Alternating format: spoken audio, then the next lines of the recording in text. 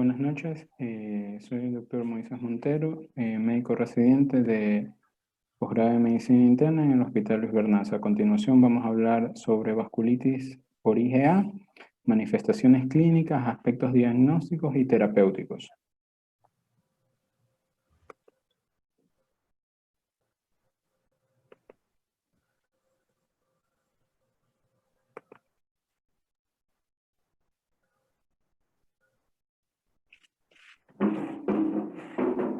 Bueno, para hablar un poco sobre la introducción de las vasculitis, tenemos que saber que, como ya lo dijo mi compañera, son un grupo heterogéneo de enfermedades que se van a manifestar, van a tener diversas manifestaciones clínicas. Estas de aquí van a ser consecuencias de una disrupción endotelial de la afectación perivascular. Entre estas lesiones pueden ser hemorrágicas, isquémicas y, como le mencionó, necrosis vasculares extensas. Durante ya mucho tiempo se ha tratado de clasificar a las vasculitis en un sinnúmero de agrupaciones, los cuales han sido dificultosos ya que hay muchas de ellas que aún tienen una etiología desconocida. En el 2012 se elabora una nomenclatura dividiéndolas en grupos, dependiendo del tamaño del vaso afecto.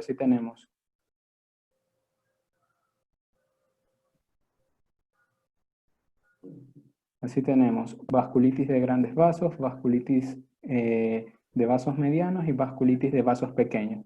Estas vasculitis se las puede dividir en dos subgrupos, las mediadas por complejos inmunes y las vasculitis asociadas a anticuerpos anticitoplasma de los neutrófilos.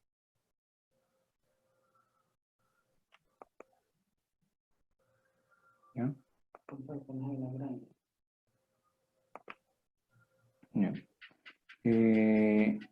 La vasculitis que vamos a ver ahora por IgA está ubicada en una vasculitis de vasos pequeños mediada por complejos autoinmunes. Esta de aquí, como vemos en el gráfico de la derecha, puede tener una afectación tanto arteriolar, capilar como venular. Definimos entonces a la vasculitis mediada por IgA como una vasculitis sistémica mediada por inmunocomplejo formado por inmunoglobulina A de la subclase 1 que va a afectar a vasos de pequeño calibre. La definición de esta va a ser histopatológica y en todo caso que sospechemos de una vasculitis mediada por inmunoglobulina A debería hacerse una microscopía electrónica e inmunofluorescencia para su diagnóstico y definición.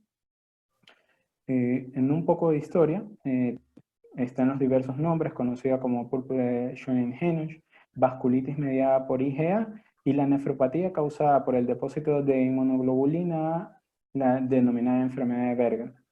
En la década de 1960 se comienza a utilizar a la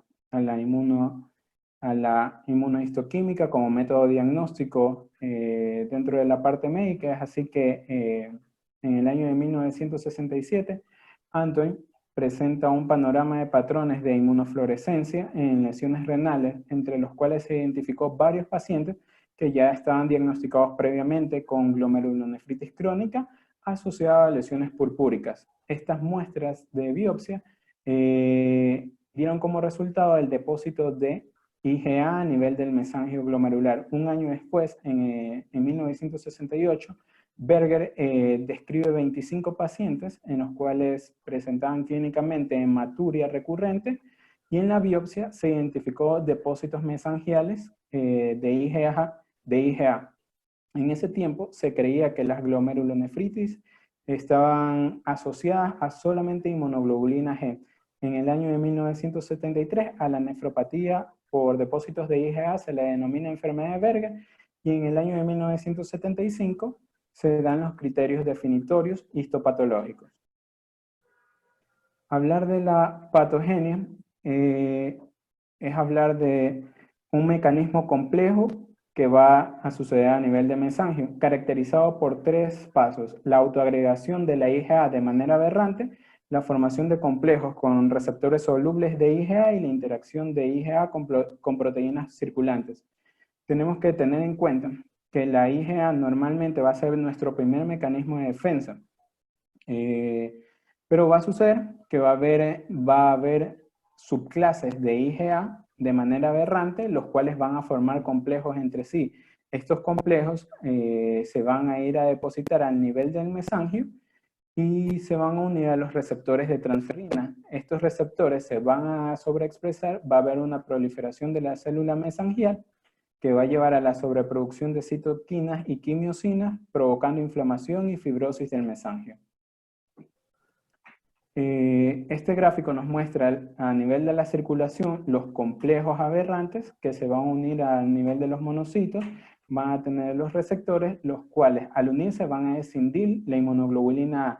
Esta inmunoglobulina A escindida va a ser soluble y al llegar al glomérulo va a pasar a la membrana glomerular, llegando a las células mesangiales, acoplándose al receptor de transferrina, como ya lo habíamos nombrado, provocando una liberación de citocinas, provocando quimiotaxis y una activación de los mastocitos. Entre las manifestaciones clínicas más frecuentes de la púrpura de Schönlein-Henoch tenemos la púrpura, la cual se va a presentar casi en el 100% de los pacientes, y la característica va a ser que va a ser palpable y se presenta sobre todo en extremidades inferiores. Puede presentarse artritis o artralgias, las cuales van a ser oligoarticulares y pueden presentarse en articulaciones grandes o pequeñas. El dolor abdominal, que va a ser de inicio súbito y puede acompañarse de sangrado intestinal. La enfermedad renal, que como vemos en este cuadro, nos va a dar las manifestaciones clínicas de por sí de la nefropatía por IgA. Se han hecho diversas cortes y uno de esos estudios muestra esto aquí, dividió a los pacientes que eran diagnosticados con un inicio agudo de la enfermedad y pacientes asintomáticos. En este estudio, los pacientes asintomáticos diagnosticados fueron cerca del 60% y los que fueron diagnosticados de manera aguda, 30%. La manifestación más frecuente dentro del inicio agudo fue la hematuria macroscópica. ¿Qué características tenía esta hematuria? Que se presentaba 2 o 3 días después de una infección, denominándose una hematuria sinfaringítica. Esta infección podía ser tanto de tracto respiratorio superior como tracto urinario. Síndrome nefrítico y nefrótico se presentaba en poca proporción, cerca del 3%, y es un signo de mal pronóstico dentro de la nefropatía. Estos pacientes, como podemos ver, pueden llegar a una insuficiencia renal y en esta corte era cerca del 2 al 7% de los pacientes. Los criterios diagnósticos que podemos utilizar son los mismos de L'Aulard-Press. Se los identificó primero en pacientes pediátricos, pero se los pueden utilizar en la población adulta en general. El criterio obligatorio va a ser la presencia de púrpura, como ya dijimos, predominantemente en miembros inferiores, acompañada de uno de los siguientes criterios, ya sea dolor abdominal, el cual dijimos que era difuso, de inicio agudo y que se podía acompañar de sangrado intestinal. La histopatología, que va a mostrar una vasculitis leucocitoclástica con predominante depósito de IgA, la artritis o artralgia, las cuales pueden llegar a producir limitación de la movilidad, y la afectación renal, que puede identificarse como proteinuria, hematuria, ya dijimos síndrome nefrótico, síndrome nefrítico. Entre los factores predictores clínicos y de laboratorios de progresión tenemos 4 que van a ser los más importantes. La tasa de filtración glomerular, esta aquí la vamos a poder evaluar mediante la elevación de la creatinina sérica. Se demostró en un estudio japonés de 2.270 pacientes en el que se estudió la incidencia acumulada de los pacientes a 7 años quienes presentaban enfermedad renal terminal. Se demostró que la presentación de la enfermedad renal terminal era directamente proporcional con el valor de la creatinina sérica. Así, se vio que los pacientes que presentaron una creatinina mayor a 1.6, el 71% de ellos llegaba a una enfermedad renal en etapa terminal en los 7 años. La hipertensión arterial por sí se va a relacionar a un marcador de enfermedad glomerular. Este aquí va a ser un este de aquí va a ser un factor de mal pronóstico si se presenta ya sea al inicio, al momento del diagnóstico de la enfermedad o durante la evolución de esta. La proteinuria debe ser valorada en 24 horas y el pronóstico nos va a dar si se presenta si es mayor a 1 gramo en 24 horas o si es menor a 1 gramo en 24 horas.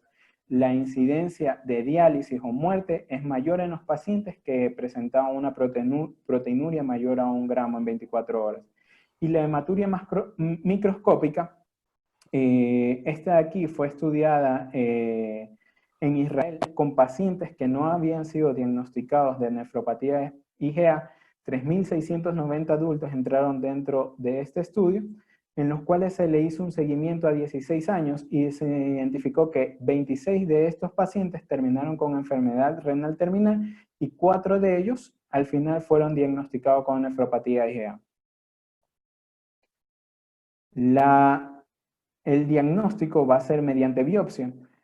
Todos los pacientes no van a tener indicación de biopsia. Entre los que van a presentar va a ser los que presentan hematuria de origen glomerular, asociado ya sea con alteración de la filtración glomerular, los que presentan proteinuria mayor a 1 gramo, asociado a cualquiera de los otros dos, ya sea hematuria o alteración de la filtración glomerular.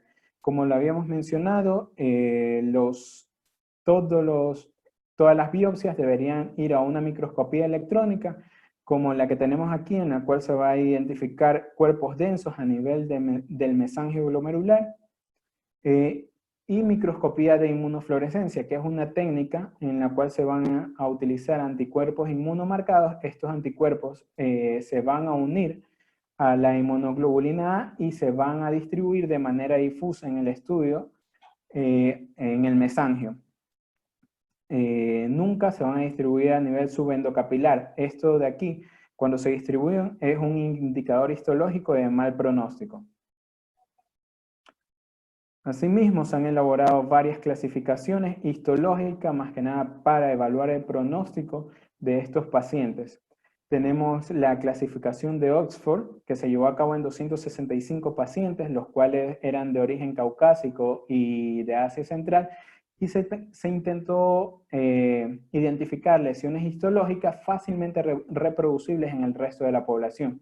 Entre estas fueron la hipercelularidad mesangial, la hipercelularidad endocapilar, la esclerosis segmentaria y la atrofia tubular y fibrosis intersticial. A cada una de estas se le da un puntaje. En las lesiones histológicas que se biopsien, todas deben llevar esto de aquí.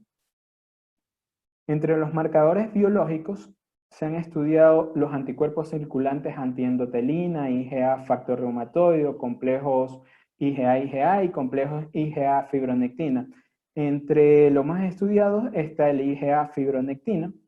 Este de aquí llegó un momento en el que se podía dar como diagnóstico de marcador biológico. Sin embargo, después de múltiples ensayos se dio cuenta que en laboratorio no se permite identificar la IgA unida a la fibronectina y la IgA sérica circulante.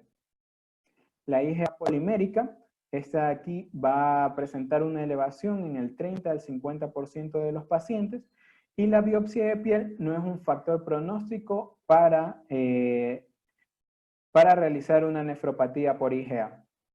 Entre los objetivos de la clasificación histológica está el modelado pronóstico, el cual nos va a hacer identificar a los pacientes que pueden llegar a una insuficiencia renal crónica en determinado tiempo, y como guía terapéutica, lo cual todavía necesita evidencia. El tratamiento de este se va a dividir en dos. Todavía no hay un tratamiento enfocado a la nefropatía por IgA, pero hay intervenciones generales y una terapia inmunosupresora. Antes de comenzar tratamiento debemos clasificar a los pacientes. Pacientes que tienen riesgo bajo, riesgo intermedio y riesgo alto. Los pacientes de riesgo alto de riesgo bajo son aquellos que van a presentar una hematuria aislada con una tasa de filtración glomerular y van a tener características que no van a intervenir en el pronóstico, como ya lo dijimos, el nivel sérico de IgA y la intensidad de depósitos de IgA a nivel histopatológico. Los de riesgo intermedio son los pacientes que clínicamente pueden presentar hematuria macroscópica recurrente, pueden o no pueden presentar proteinuria y asimismo hipertensión arterial. Y los pacientes de riesgo alto son aquellos que debutan con hipertensión arterial, insuficiencia renal, proteinuria, hiperuricemia, una larga duración de síntomas, y los criterios histopatológicos de riesgo alto son los que mencionamos en la clasificación de Oxford. La terapia no inmunosupresora, ¿en qué se va a basar? En la administración de inhibidores de la enzima convertidora de angiotensina o bloqueadores del receptor de angiotensina 2, y la terapia con estatinas. ¿Cuáles son los objetivos de esta terapia? Llevar a un adecuado control de la presión arterial. Debería ser entre 120 a 125 la sistólica y 80 la diastólica mediante un control de monitoreo de presión ambulatoria. Otro de los objetivos de la terapia es conseguir disminuir la proteinuria a que ésta sea menor a 1 gramo en 24 horas. La terapia con estatinas se la da por un riesgo cardiovascular aumentado en este tipo de pacientes. La terapia inmunosupresora la vamos a dejar para los pacientes que presenten alteración en la tasa de filtración glomerular, proteína persistente mayor a 1 gramo día y evidencia morfológica de enfermedad activa, como ya lo mencionó, la presencia de semilunas. Esta terapia puede incluir glucocorticoides como terapia única. Primero usamos la terapia alterna, como ya dijimos, un adecuado control de la proteinuria y un adecuado control de presión. Si esto de aquí no ha mejorado, podemos añadir los corticoides y podemos utilizar una terapia combinada con glucocorticoides en pacientes que presenten una rápida progresión de la enfermedad y lesiones histológicas de inflamación activa. Los glucocorticoides que vamos a utilizar, si utilizamos solamente glucocorticoides, podemos utilizar la metilprednisolona en pulsos durante 3 días en los meses 1, 3 y 5. Posterior a esto, administramos prednisona oral a 0.5 miligramos por kilo en días alternos durante 6 meses. Otro esquema es el glucocorticoide más la ciclofosfamida seguido a azatioprina. Utilizamos prednisolona, 40 miligramos día, vamos disminuyendo la dosis hasta llegar a 10 miligramos día durante 2 años, más la ciclofosfamida, la cual vamos a utilizar a 1.5 miligramos por kilogramo día durante los 3 primeros meses. Después de eso vamos a continuar con la azatioprina a una dosis de 1.5 miligramos por kilogramo día durante un mínimo de 2 años. El esquema menos utilizado es el glucocorticoide más azatioprina, en la cual se utiliza pulsos de metilprednisolona, como ya lo habíamos nombrado, durante los meses 1, 3 y 5, y posterior a eso utilizamos prednisona 0.5 en días alternos, asociada a azatioprina 1.5 miligramos por día durante 6 meses. Otros tratamientos que aún no están validados para la nefropatía por IgA es el micofenolato de mofetilo, la ciclosporina, el tacrolimus y el rituximab. Este aquí es un algoritmo para el tratamiento de la nefropatía por IgA. Como ya lo mencioné, primero valorar el riesgo del paciente, bajo riesgo, pacientes que presentan hematuria aislada, una proteinuria menor a 0.5 gramos en día, no tienen alteración de la función renal y no presentan hipertensión.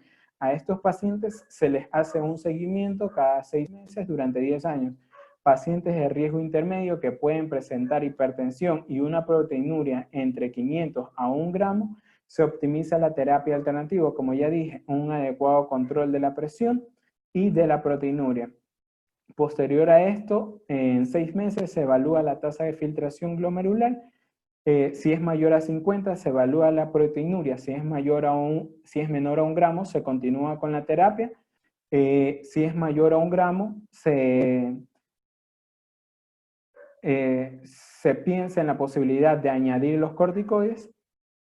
En una filtración glomerular entre 30 a 50, se continúa con la terapia de soporte y se valora la necesidad de corticoides, y una filtración glomerular menor a 30 se continúa con la terapia de soporte nada más.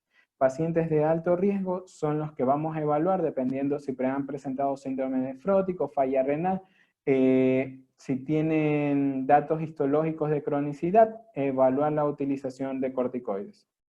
Muchas gracias.